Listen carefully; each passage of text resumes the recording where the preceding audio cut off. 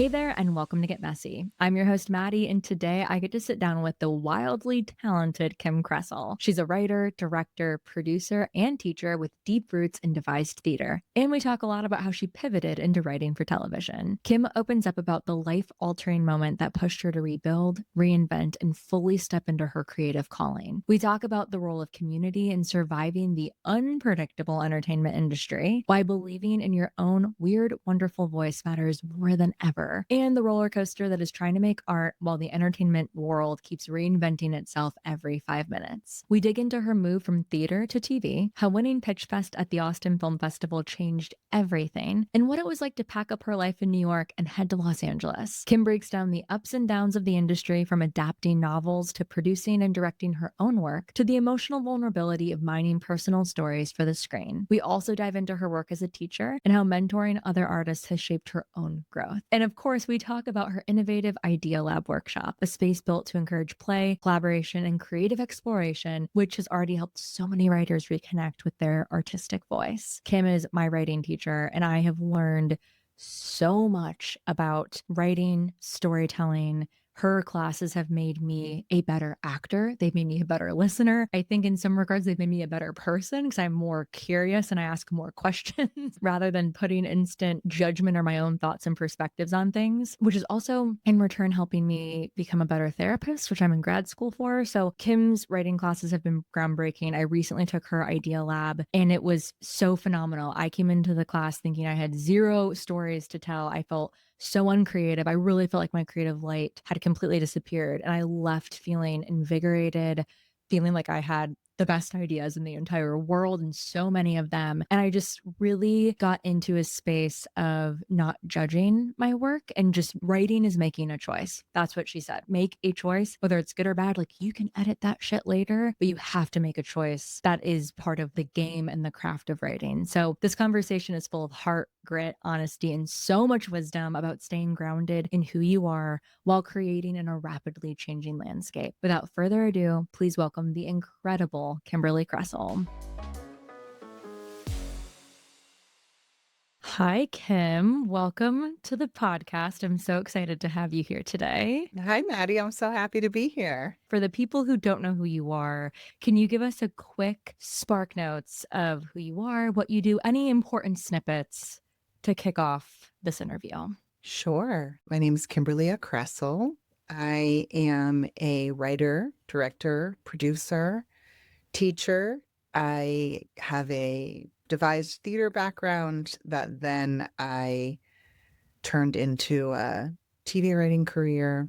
Then I also teach TV writing and just kind of other screenwriting, creative consulting of all kinds, both privately and through a bunch of universities. Which I can say you are a fabulous writing teacher, which we'll get more into you as a teacher later on. That's how we know each other, though. You got your start as a theater director and playwright in New York. How did you pivot into writing screenplays and pilots? Really, it was not something I ever thought about as a theater director and playwright and maker of theater. It was really just kind of like the lowest point of my life that I made this big swing. I had a show about to open in New York, a musical, and it had been a difficult couple of years in my life. I'd been trying to get pregnant for a couple of years. And on opening night of that show, I had a ruptured ectopic pregnancy that I almost died from.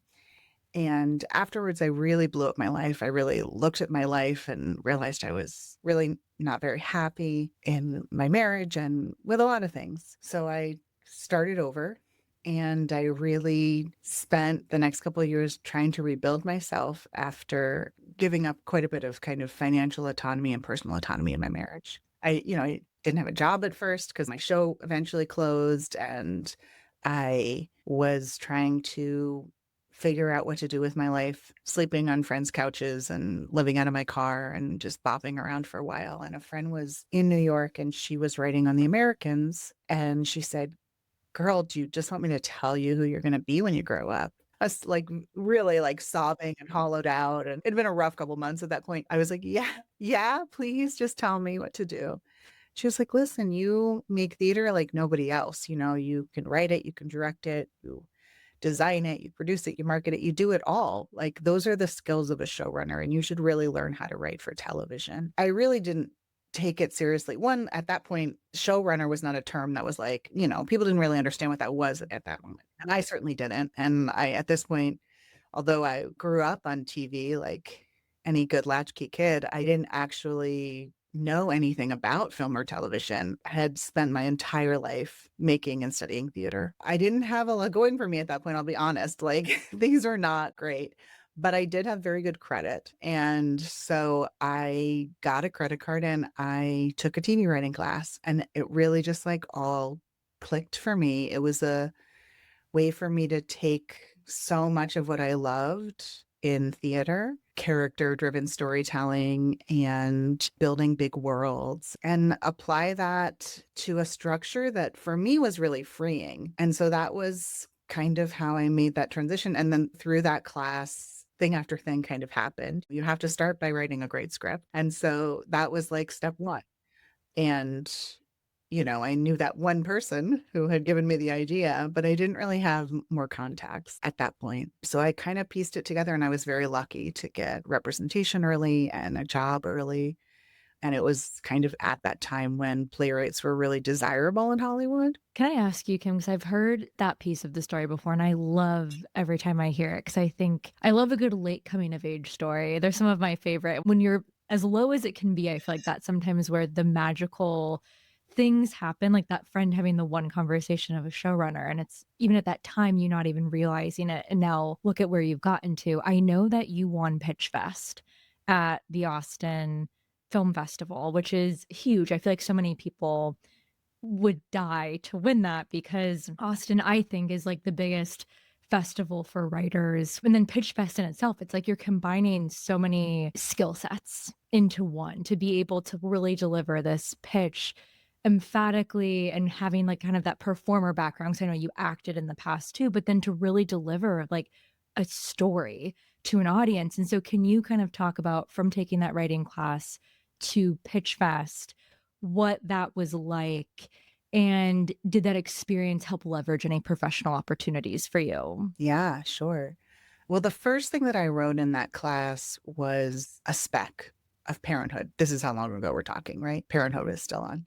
And I certainly, that is, I think, the best way to learn how to write is to start with a spec, even though we don't really use them that much as samples. It takes away so many pieces, you don't have to create everything from the ground up. After I finished that, I hadn't even written the script that I was going to pitch. But the TV writing teacher, his name is Alan Kingsburg, and I highly recommend him if anybody is looking. I think he still does classes in New York, and he also teaches at some universities. He was like, you should do this. I think you should go to the Austin Film Festival. My decision to go to the Austin Film Festival was really something I had not done for myself ever before, but it was like a celebration of me saying, you made it. You made it through this really hard part of your life, and you should celebrate it. And I'm just not somebody who treats myself. So it was a big deal that I was doing that. I had gotten a job and an apartment, all these things that shouldn't be things you should, need to celebrate at that point in your life. But that's where I was. I was rebuilding. I bought the ticket to the pitch competition thinking I was going to attend and watch other people pitch. I didn't realize when I purchased it that I was going to be pitching. So sadly, the week I was supposed to leave for Austin, had a very close family friend who was like a mother to me who passed away that week. And so, instead of flying to Austin, I flew home and, we put together the funeral. And so I actually arrived late and very emotional. I mean, this really was my second mother. And she had coincidentally, like her childhood dream had been to be like a sitcom writer. Like she loved I Love Lucy and all those like great sitcoms from her childhood. So I flew in and I really like wrote that pitch on the airplane. A friend flew there to meet me so that I wouldn't be stumbling through all of this alone and in a daze. But my family was adamant that like I had made this commitment to myself, that I had found this new path that I was interested in and that I needed to go. So I did. I flew from funeral to festival and it was great, wild. I mean, I practiced. You're right. Like having a background in performing is a huge part. And, it's hard. Writers tend to be really introverted people. I myself am a very introverted person, but I also have a performance background. And so pitching has always been a real strength for me. And a good pitch is just clarity and enthusiasm, So, like, a great idea is important. But if you can't articulate it in a clear way that excites people and takes them on a journey, it doesn't matter how great it is if they can't get in your head and understand it. So, yeah, I just did it, practice it, and then one in my room and then one that night. I mean, it was so long ago, it also feels so crazy to think about. I got a call from Lifetime, an executive at Lifetime right afterwards. I got a couple people reaching out, certainly from that.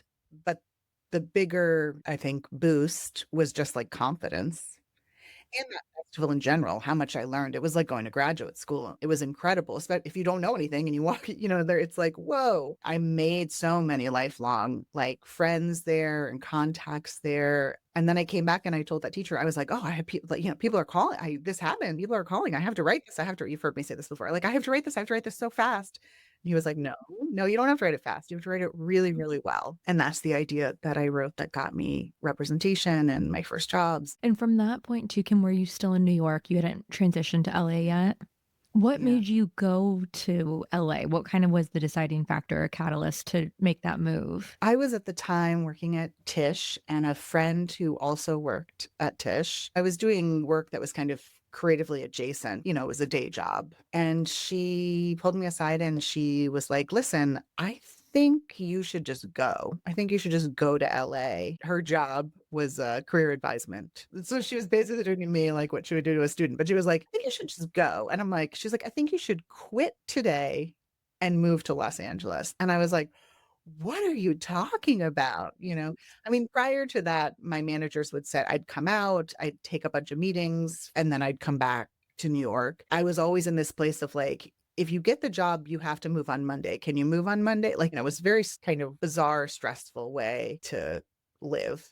And so she just said, I think you should do this. And I didn't. I was like, I can't do that. She's like, it's not like living in New York City, you're going to save money to move to LA. She was like, it's not like this job is like providing you so much that you're going to be able to like do it another year and save everything up. Then like nothing was going to change by me staying, but something might change by me moving. But I didn't, again, like I was in at this point so much divorce debt and just truly not really back up on my feet yet, but head above water and really jazzed and really excited. So I didn't quit that day, but I did quit on Friday. I gave it 2 more days and then I quit and just took a big leap of faith. I had friends who were like, you can come stay in our guest room as long as you need. That same friend, by the time I got here, she's like, found you a day job. You start tomorrow. Kim, your friends are amazing. I feel like there's one so empowering. The one's like, I have your whole life, like you should be a showrunner. The other one's like, you're moving to New York tomorrow. And then the other one's like, come to LA, here's a job. I really only do things, obviously, when people bully me into them.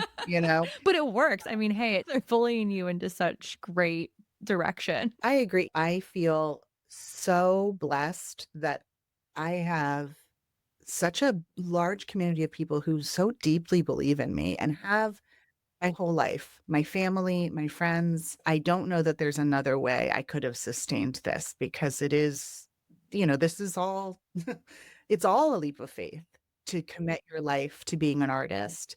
And it's particularly if you don't come from means, if you don't really have any kind of net to fall back on.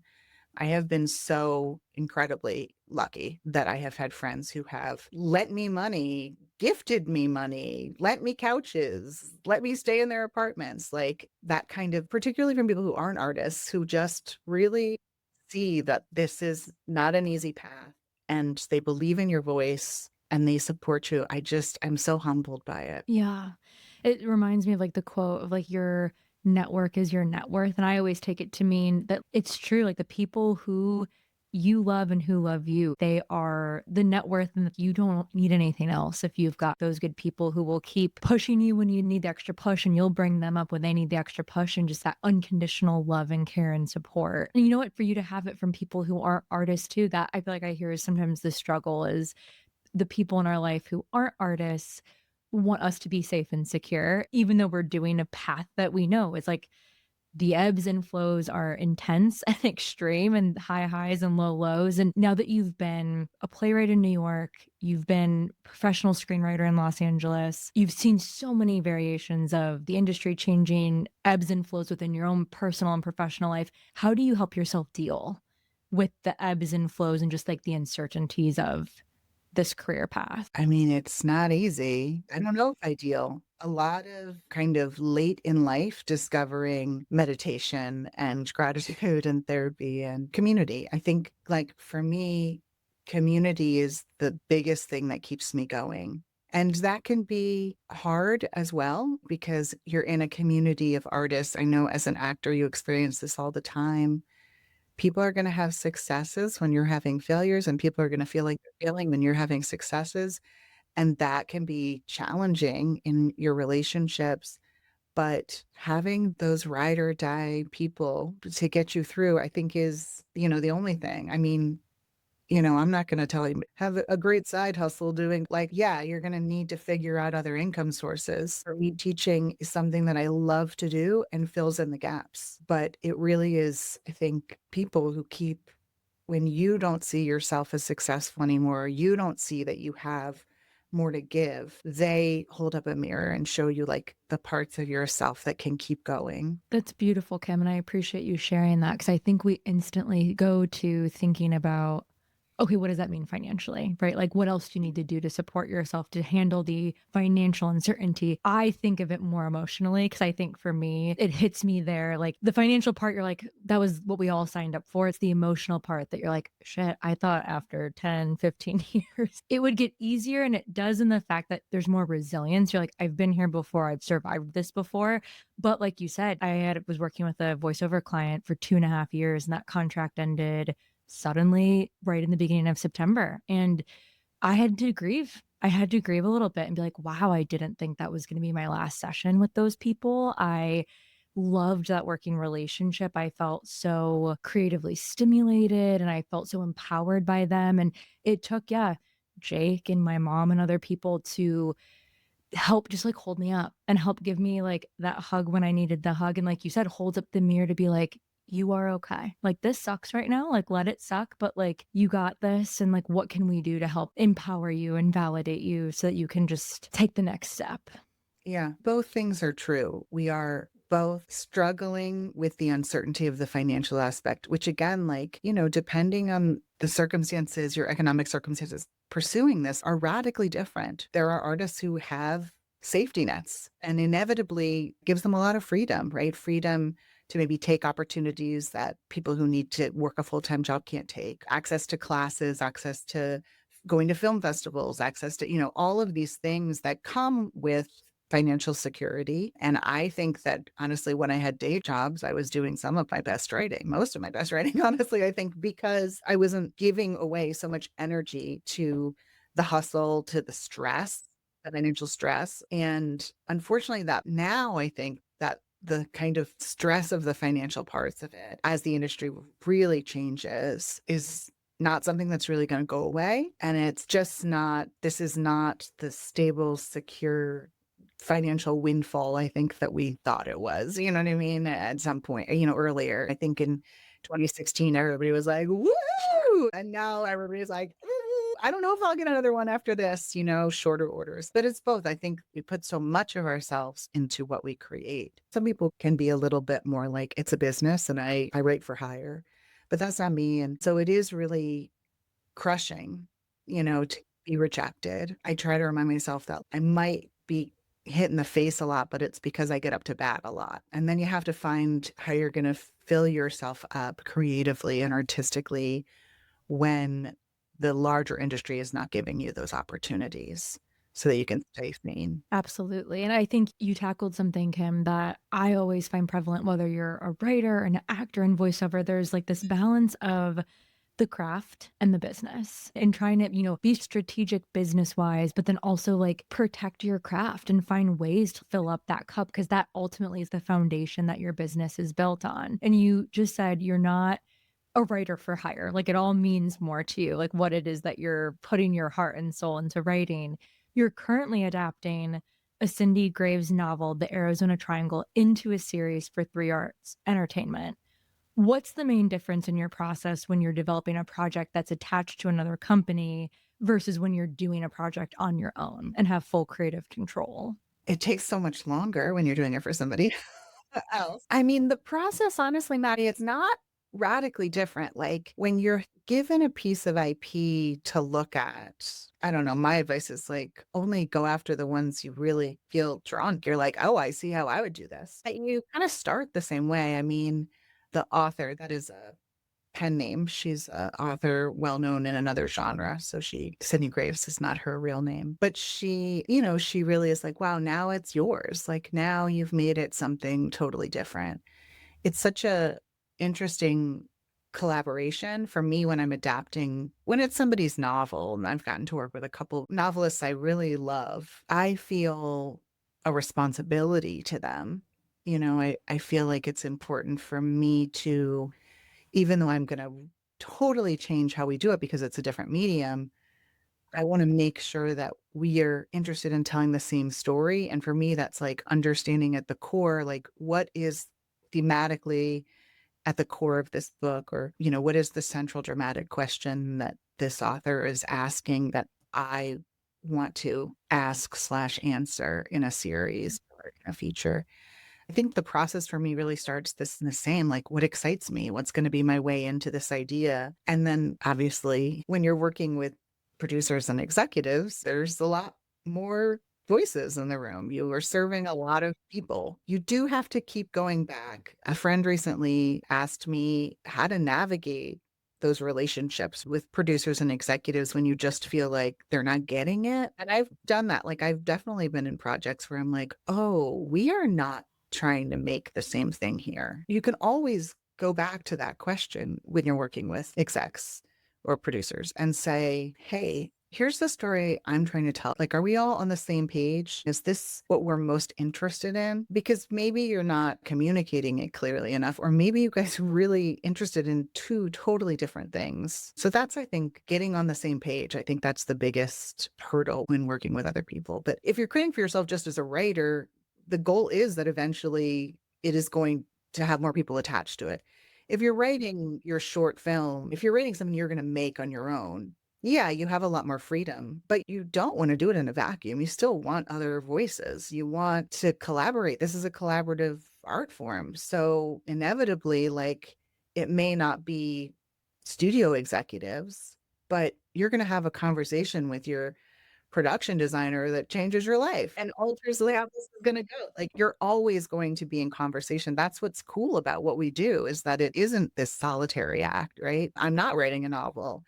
I'm building something that dozens, if it's a short film, hundreds, thousands, if it's, a feature or series of other voices and artists are going to put their stamp on too. So I think ultimately it's going to start with theme, question, and it's going to end in collaboration, hopefully. Yeah. And I think that's a great reminder too, Kim, because I think sometimes we can get so precious and be like a little bit not flexible with our idea, but the collaboration, and we'll talk a little bit later about a class that I did of yours this summer. There was so much collaboration, and I feel like it made the whole experience so fruitful. Like to be in creative company and energetically share and express with other people, it was wild. I feel like the empowerment that we all felt and how like again the ideas, it was just insane what we were all coming up with because of the collaboration with each other and building things together. I've also produced my own projects in the past, and I love filmmaking for a very different reason than I love writing, and it's a whole other beast. And because you made a short film recently, Jackrabbit Homestead, it did awesome in the festival circuit. Producing a project and seeing it through completion is no small feat, and you also did some crowdfunding, like, it's a whole whole animal.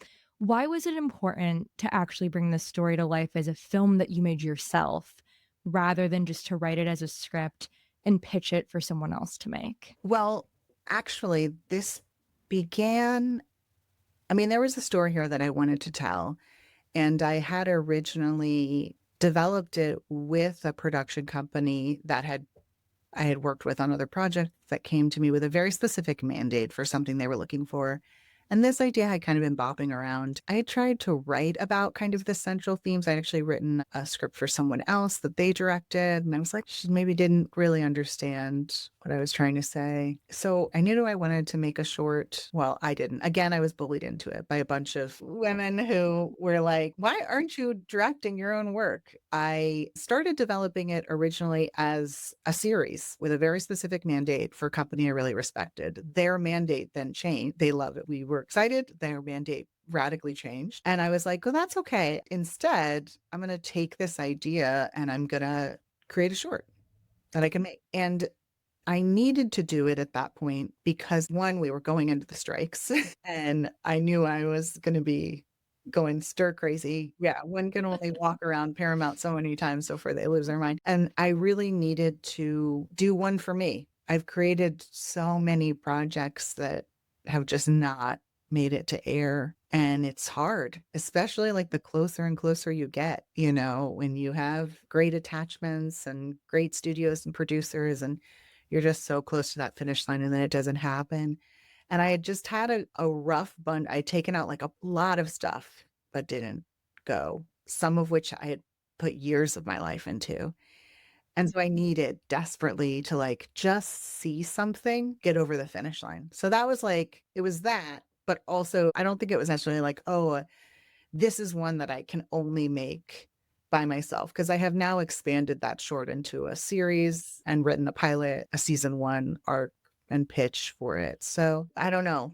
It was really more about I needed to make something than that specific story, although it was very personal. And I think I was able to do with it things I would not have probably been able to do had a lot of people stepped in. One being that I was able to like make it with friends, just like people I loved because it was a labor of love. So why not?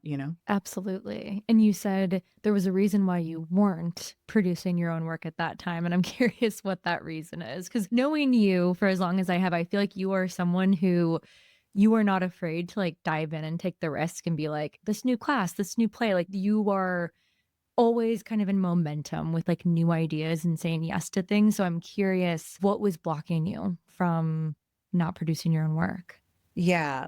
I think a couple of things are blocking me. I had a dear friend who finally said to me one day, do you think maybe the reason that you are scared to make something again is because the last time you did, you almost died? And I was like, ooh, deep cut, girl. But yeah, maybe. Honestly, I think a combination of like that and the fact that, that project that eventually did have larger producers attached, that musical, for years, I had raised money and been scrappy and produced and done all the things. And it was really hard. I mean, it is hard. And I'm old. Like it is hard to just do that, over and over.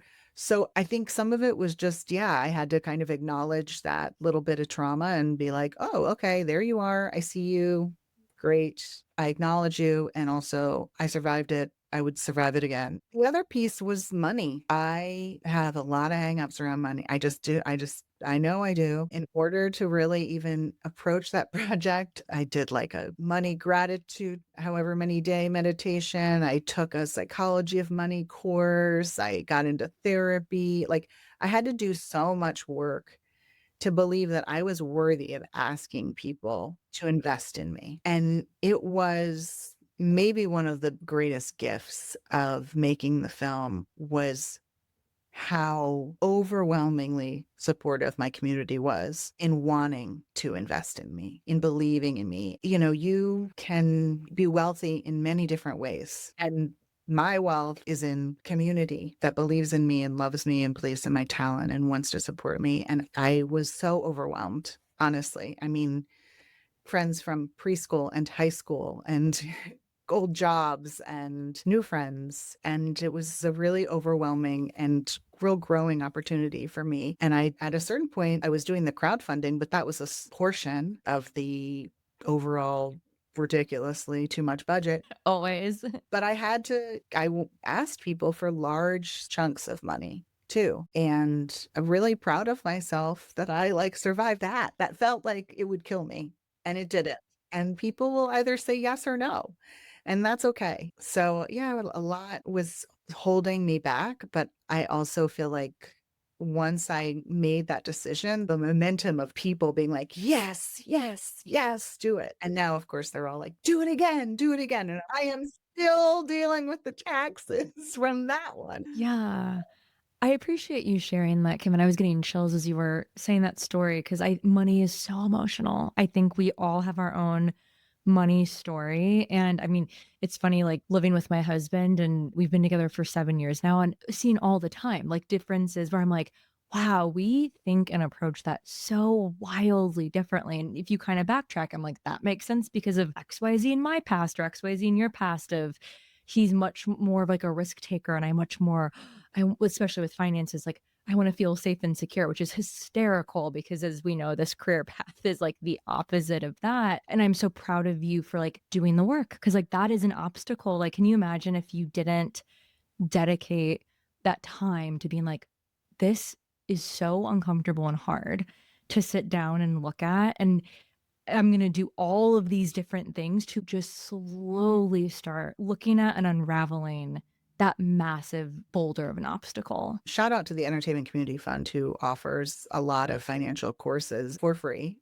to people in the industry, and particularly the Psychology of Money class, which for me, what was so interesting is like, it doesn't matter if you come from excessive wealth or from nothing. Like, everybody has hangups. Everybody has hangups about money. Everybody has what they call like these scripts that we are written for us about money that we then have to perform. And it's deeply, I mean, psychology of money is basically, it is group therapy. You are with therapists and a bunch of strangers. And I was sobbing every time I was in there, because it's so much to unpack, and it's not like I've fixed it. It's not like I've solved, but I have an awareness now that like there are things that I really struggle with. I mean, you and literally everyone I know is like, you don't charge enough for your classes. You don't ask people to pay for, and it's very hard. Money is not a core value for me. And it's very hard to work with in this industry, which I did come to for safety and security. You know what I mean? Like, it really was like, oh, this feels more secure than theater. I'll try this for a while, right? Turns out, nope, not at all. Not even, it was as insane. I think too, Kim, when you were just talking about people kind of saying to you, like, you don't charge enough for your classes, or, but also money not being like one of your values or motivators. However, like you did come to screenwriting as more, you're like, that has more safety and security than even being a playwright. I think too, when I give free shit away all the time, like coaching people and helping them, because to me, there's like a deeper impact or a deeper love there. And I see that so much. Every single class that I've ever had with you is like you are so present and so there, and you care so deeply about every single person in that room and their own creative projects. And as you know too, because a lot of people are mining their own life or story or experiences for like what that foundation of that story is going to be, you're also kind of like a pseudo therapist because it could get emotional quick, especially if you have a lot of, there's been a couple of the classes where it's primarily helping actors learn how to write their first screenplay. Some actors, I know myself included, like writing to me felt so intimate in a different way than acting did. Cause I'm like, oh, it's like all these characters are like things that I've created. And then now I'm having other people read them in a class. It's very emotional. All of this that we do is so vulnerable. It is why, like, as we were saying, like the ebb and flow is not, yeah, it's about the fact that you're out of work or you're going to lose your health insurance if you don't get enough gigs this year. But really, I think for actors, of course, the rejections feel so personal because it's you. Even though you're in that character, it is you. And what they're rejecting is something about you. As a writer, it's like, oh God, I mean, all this lived experience, all of these little kind of secrets from your life, whether or not you're admitting that they are from you.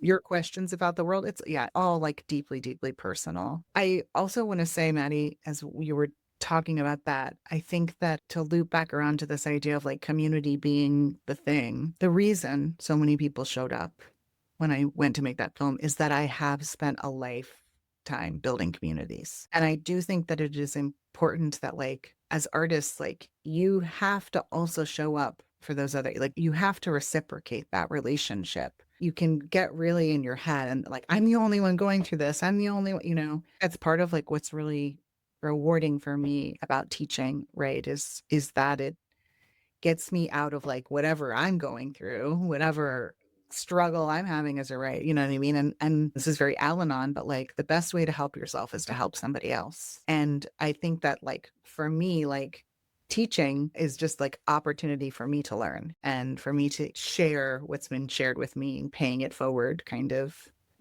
life moving. Absolutely. And again, like you're thinking about values and meaning, like you have, and I've seen it firsthand, like you shower your community with, I mean, even in your classes, like just so much love. I remember when I started your class, because I had just gone to Paris with Flannery and I was on this like high of life. It was like my first time out of the country. And I bought the ticket very last minute. And she sent me like right when I got back the flyer for your first class. And I was like, I have to do it. And my best friend Olivia, we both signed up and we both did it. And I think back, oh my gosh, Kim, to like that point in my life, 'cause the years and the different scripts that I've written there, there's something so supremely unique and special, I think, about how you guide that space and the people that are attracted to that space and show up and how everybody shows up. And I've seen that in different classes. The class I just did this past summer was a totally different group of people that a lot of them I'd never met before, but to see the threads of your community and to see how everybody shows up from that giving place and from that there to give, there to receive, there's like a grittiness and a beauty in how everybody shows up because they're all there to like lay it all out on the table, but like they know that everybody there kind of stemming from you is holding them up. Isn't that what like art is supposed to like? It's what it's supposed to be. Truly, I know, but like that's I guess like the theater girl in me, right? Is like having a space where we can be creative and supportive and help pull the best pieces out of each other. That's the dream. No, and I mean, I think there's the parts that I miss the most about living in LA. And some people are like, oh, the people suck there. I'm like, I loved a lot of the people because everyone was there, like risking something, being bold. Like, I loved the gritty artistry of everyone being like, I'm making shit and trying this. And like, there was a fearlessness that I feel like I saw in so many artists there, or even if there was a fear, like the commitment to doing it anyway. And I think that's something so special about a lot of the people that I've gotten to meet through your class. And like, God, the amount that I've learned about, I think not just writing, but life and story and character and like humanity through the writing class. Everybody who wants to be an actor, I'm like, you have to go take Kim's class because to me, I feel like I learned how to be a much better storyteller through your class than just the millions of acting classes that I've taken. Oh, that's so nice to hear, Maddie. I just had dinner with another former student slash actor who, has gone on now teaches acting and is an incredible actress. And she was saying, like, I think it taught me how to write, but I'd also approach acting so differently because I understand story and I understand my part in story. And like, our friend Jamie Barcelona, like he also has said this, oh, I just started booking so much more once I understood the purpose of a scene, So I'm glad to hear that. I also agree that like LA people are actually pretty great. Like I think we get such a bad rap out here. And I like, New York is my first love. But when I came to Los Angeles, I found people to be so friggin' generous. So generous. Everybody who has made any kind of success here, well, at least, I don't know. I'm sure there are douchebag successful people, but most of the people I have met who are successful, particularly writers, are so eager to help people who are trying to make their way up. Like if you are a good person, good people will return that to you. It is, I think, yeah, people just get it. And there is a kind of desire to lift up the next group of writers or actors or whatever coming through. So I agree. I think it's good people. Maybe it's just all the New Yorkers moved here, but I've found. You're like they clouded the sunshine a little bit, but no, I mean I know from producing my own projects, my really good friend Corinne and I mean, they'd be like, "What's your budget?" And we're like, $500 and it's all we have in our bank account. And people would be like, whatever, I'll show up. Like it was unbelievable, like the generosity and excitement for people just to be like saying yes and doing something. And then again, bringing their energy and all the energy infusing together to create whatever the project is. I was going to say Jamie Barcelona and I will text each other SSA, set up switch arrow. He'll like randomly be like, SSA, what's the SSA of the scene, which is something from your class. So that's one of our little things from being in class together. Oh, well, that's okay. As I've told you before, those terms are really from a book written by someone else, so we're all just passing it along, yeah. He will sometimes text me, he's like I'll be like when we're working on different stuff, he's like, "Did you Kim Kressel it?" I'll be like, I know, I "Yes, like Jamie. that. Yes, you are still very much so in our conversation and communication, especially when it comes to creativity or breaking down different things." I wanna ask you a couple questions, Kim, about the business, because 'cause I'm curious, and when I was talking to other writers leading up to making your questions for this podcast, you mentioned the strike.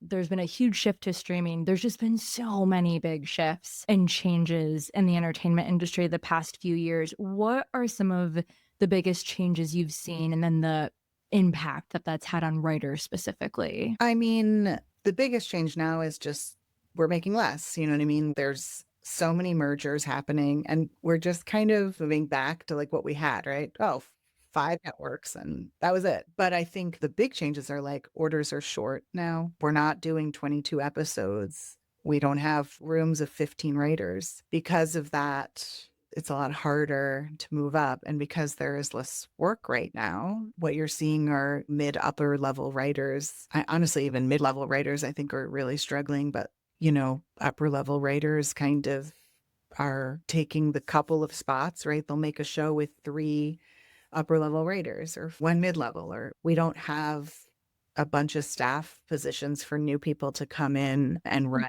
up. So I think that's obviously challenging and big part of what was being negotiated in the strike. I think that after the agency campaign several years ago, like packaging has changed. So big agencies, they really have no reason to invest in low level writers. I think that what we're seeing now, sadly, I think is a response to kind of our political climate, our corporate overlords, and just an industry that's really right now making decisions out of fear. So I think the phenomenal kind of really breathtaking content that we got 5 years ago, 10 years ago, that was art, was straight up art and was challenging and was full of authentic, diverse storytelling and was really pushing the envelope of what TV could be because TV at that time was not like anything we knew, right? This explosion of streaming and all of these new spaces, people could take risks and big swings in hopes that they would get your eyeballs. And now I think we're kind of being driven by fear and moving back towards like what is going to serve the masses. How do we not offend anybody? And I think a lot of the voices that were welcomed in have kind of been pushed out. And because there are fewer slots to fill in TV rooms, the people who have the reputations and the most contacts and are, friends with showrunners. I mean, you can't fault a showrunner. They get their shot. They're going to make their show. Of course, they want to do it with like who they know and love. This comes back to like community and like community the most interesting group of people it can be and people, but that impacts a lot of folks. And most writers now who are early career, mid-career writers, they are still holding on to some other job. They can't count on the next thing. Development has become harder in terms of it's hard to sell stuff. People are scared, but also it's a lot more if comes, meaning like you're not getting paid until it gets sold to a network. And there's just less development money out there. So there is an expectation that you're going to write and develop without being paid in the hopes that one day you will be. And that takes some real mind juggling to think about like, okay, how much time am I going to give developing this project that may or may not happen? So I don't know. All that said, we've been through a lot of transitions in this industry. And I think we had this really bright spot of kind of artistic freedom. We've seen that in, I mean, if you think about like the beginning of silent films, a friend of mine, a filmmaker friend of mine was like, it was basically TikTok. You know what I mean? It was people sneezing and like it was the equivalent of cat videos. And because no one thought it would be anything, you could do a lot. So I do think that what we're going to see is a lot more creator driven content. I think like the indie space is going to explode again because there just isn't room. There's a lot of voices that are not going to find a place in what seems to be a more mainstream, I would even say conservative minded, like Hollywood studio system. So I think that we will see another kind of blossoming of independent cinema and even independent television. I think the largest challenge we have right now as independent creators is what new distribution model are we going to come up with? Because what currently exists is also not working. The festival circuit, the big spaces, they're not meritocracy based like situations, right? There's so much dealing that's happening behind the scenes to get people into Sundance or TIFF or whatever. Platforms like Vimeo and YouTube, right? Like we're seeing like, oh, we're giving away our rights for them to pillage our work for AI. You know what I mean? So we have to figure out what is a distribution model that is going to be creator driven. Is that possible? I think that's kind of the hopeful, optimistic like side of it, is that there are a lot of people thinking about that. And I do think still like, listen, I loved network television of the 90s. Like, I would be thrilled if we had like The Pit is a huge hit, right? And it is basically great 90s TV. So like, I think we'll see there still will be great stuff that gets made within these spaces. But I think we're also going to be doing a lot of like creating our own paths. Absolutely. And I am riveted because I'm always, I read a lot, I listen to a lot of podcasts. I'm always curious because you kind of hear a little flavor of everything of like, because no one really knows. We're all kind of like in it together and guessing and hoping and wondering and wishing like, what is this next season or next like renaissance that we're looking at? And it's uncharted. We all haven't been here before. So knowing that we're kind of dealing with what we're dealing with, the bright spots and the dark spots, if someone comes to you to pick your brain, let's say they've been pursuing a career as a writer for 2 to 3 years. They're in classes, they've written different scripts. They're maybe trying to find representation. They're in the hustle of trying to make this happen. Where would you tell them to put their focus, or what are some skills they should focus on building? First, I would say if you're 2 to 3 years in, your job is to still be working on your craft. You might be good, but you're probably not writing at a professional level yet. Maybe you've got a sample that is like you're a finalist at Austin or you won us, you know what I mean? Like maybe you are like breaking through in big ways, but probably when you're that early in your career, the big things you should be doing are writing, getting that craft so strong. And if that means taking classes or there's like a lot of stuff that is free too. And of course, books, go to the library, check something out. If you can go to WGA workshops, all of those things are valuable. So that's it. First, craft. Then I feel like a broken record, but community. You need other writers and just other artists and other generally enthusiastic about art people who will read your stuff and talk about your stuff with you. If you have a group of writers that you trust, you should have a writers group. I've been in the same group for a decade. We've met every Tuesday for a decade. None of us were professional writers when we started. Now everybody is. And we meet weekly and we make each other better. We challenge each other. We push each other. We try to like level up. We cheer each other on. We celebrate our wins. We get sad and eat Rice Krispie treats if we win or if we lose. Like you need that support system and start building it now. And it takes time to find those people and to find people who really are invested in you, and your talent and your voice, and who are not just competing with you or not just there to show off how great they are. It doesn't have to be a bunch of people, it can be 3 other people, but you need that. Again, early in your career, you should apply to fellowships and labs, and competitions. I do a free workshop on that a couple times a year. I do think that it's nice to get a little bit of early validation. And also, you have to go into all of that knowing that it is A, highly competitive, and B, highly subjective. So even with AFF, which I adore, I have friends who are professional writers now who never even second rounded at Austin. I have a friend whose script that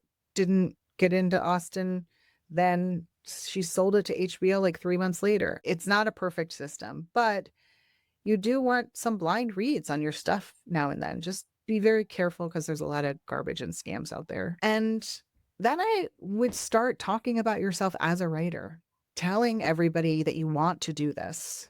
Again, back when I was still in New York and I was like thinking about doing this, like a colleague that I worked at that day job was like, my cousin is a TV writer on blah, blah," and he was like, "Yeah, come to set, come hang out, come to," you don't know who's gonna know somebody who knows somebody. So I think, that's also part of it. I know you said, "What's the one thing you should be doing?" You can't do one thing. You gotta do a bunch of things, And I think there is value in making your own stuff. You want it to be good. And I think this is part of me being old is like I didn't grow up in a culture of like put everything online. And I think there are people who do, and it's really worked for them, and that's just not me. Like, I want it to be great if I'm gonna put it out there, but you judge that for yourself. Maybe you feel safe to just, like, play and share and build an audience. I think if it's in your wheelhouse, you should try it. Everybody has their own tools. The path is not singular. Because I'm a theater person, like, I have had success in, like, staged readings of my scripts. It is something different. It's something that, like, I know that I can do it and make it theatrical and make it a fun night. I know how to put on an event. So, like, that's a tool I can use. That's not a tool for everybody, but everybody has something that they're really good at. So figure out how you're gonna take the thing that if you're really fucking great at TikTok. I don't know anything about TikTok. I follow one Mormon wife, Which one? That's important, Kim. Whitney Levitt, obviously. Okay. You know what? I did see you post about her on Instagram the other day. Okay, that Yeah. tracks. That tracks. Let's be real. I love a complicated narcissist. I love it. I would say, like, if you are great at TikTok, figure out how you're going to use it to showcase yourself as an artist. If you are great at, like, you got this great voice, you make your bank off of it. Yes, have a podcast. Like, do whatever is in your wheelhouse and know that, like, your path to do this is totally going to be different than somebody else's. Tell the stories that you want to tell. Let that be what drives you. That's where you're going to break through, is writing that thing that is so you that only you can write. And you just keep going. Love it. Have fun with it. Don't get bogged down in the compare and despair of it all, or what's the market doing. Like, I don't know how useful it is for us to have conversations about, like, what's happening with the industry. It's like, either we're going to keep writing and telling stories or you're not. Yeah, Like, you are just not in control of that. So that's a lot of wasted energy, in my opinion, to, like, freak out about that. totally. And I think too, Kim, you brought up a point that someone just brought up recently in a different podcast where it was about how good mentally it can be for us to sometimes remind ourselves of our strengths as opposed to always focusing on getting better at our weaknesses. How, like, sometimes we spend so much time being like, here are all the things I'm bad at as a writer, as a performer. Let me, like, go balls to the wall figuring that out. And they're like, sure, yes, always be improving, but, like, we need a reminder to be like, here are the things I'm actually, like, really good at, and double down on those things too. So it would just make me think about, like, yeah, how we all have our own unique strengths, and how can we utilize that more and more, because the whole point of this podcast is, like, there's no blueprint to success. You could be a writer and you could sell a show, and someone else could have the same, like, on paper it looks the same, and if we I asked all the same questions, how you both got there is completely different. Your process is completely different. Every part of your own unique blueprint is, like, because of you. 100%, Maddie. And I think I love this, like, let's focus on our strengths and, like, build off of our strengths rather than, like, nitpick all of those little weaknesses. My friend Cheryl always says, like, fuck to-do lists. Like, she only writes to-do lists. So, like, at the end of the day, she celebrates everything she did. Ta-da! And, like, that's how she stays accountable to herself. Such a healthier way to kind of, yeah, get through it. To Dallas. I'm obsessed with that. I've kept you over time, Kim. The last thing I want to ask you about is Idea Lab, just because it's so cool. So you have so many different writing classes. Many of them I've taken: TV writing for the actor. You have an advanced writing class, pilot polish, a pitch workshop. But this past year, you created a really unique class called Idea Lab, which I was obsessed with. And you are about to teach it again coming up in January. How did you come up with Idea Lab? And why do you think it was so well received amongst the people who were in that class? I think that, well, one, I also teach a class at a university in a master's program called The Concept and the Pitch, which is a full semester. And I think that a lot of what got me to do Idea Lab was birthed out of the process of creating that class and being like, oh, this is fun. The other thing that really I was just noticing is that my students were impatient with their ideas. And even my writer friends, my professional writer friends, were impatient with their ideas, that they were so quick to get to breaking story and writing pages that they really weren't sure what they were even interested in yet. They just didn't take the time to get underneath the idea. And then also, I think like a lot of students and friends, writer friends being like, I just don't know what I'm going to do next. I never have this issue. I am going to die with so many unrealized ideas because I'm constantly have some new thing that excites me. But all of that kind of, got me thinking like, oh, I really think I would love to offer a space that is just about ideas. And as I started to create it, I thought, well, this is really just like devised theater making. And for those who don't know, devised theater making is typically a company of actors or directors, writers that come together. There is a kind of big idea of what they want to do, often like a question that is posed, and then they workshop together through exercises and rehearsal techniques, come up with a show, a play. And that was the bulk of the kind of theater that I made for a very long time in New York. And I loved it. And I thought, well, we can certainly bring more of that into the process of creating TV and film. And that was just kind of how it was born, like what things work for me, where I saw people not really taking the time, their own ideas. Yeah. And, and different, exercises and things I've learned from other writers and other teachers and other. The exercises and the way in which the way you ordered everything, Kim, there was like some secret special madness in like the best way. There was like a secret sauce where I was like, I don't understand. At the end of every class, there was 4 classes. I was like, I don't understand how like through these exercises that I think if you looked at them all separately, it would look very random.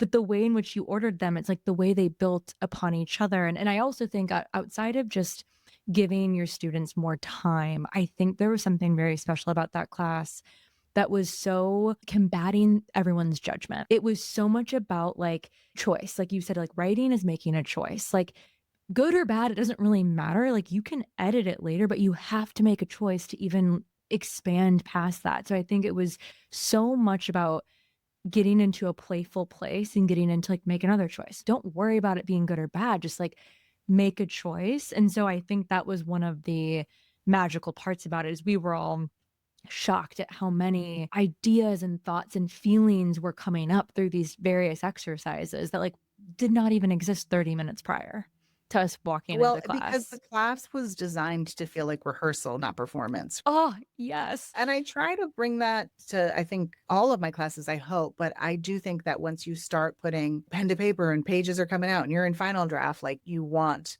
to only deliver perfection. And it is to speak to this podcast, particularly writing classes, writing groups, Idea Lab. These are all spaces to be messy. They're all spaces to try, fall on your face if you need to, try something else. So, yeah, that is, I think, what makes Idea Lab. I mean, its only purpose is play. You are not creating one specific thing, you're creating many things.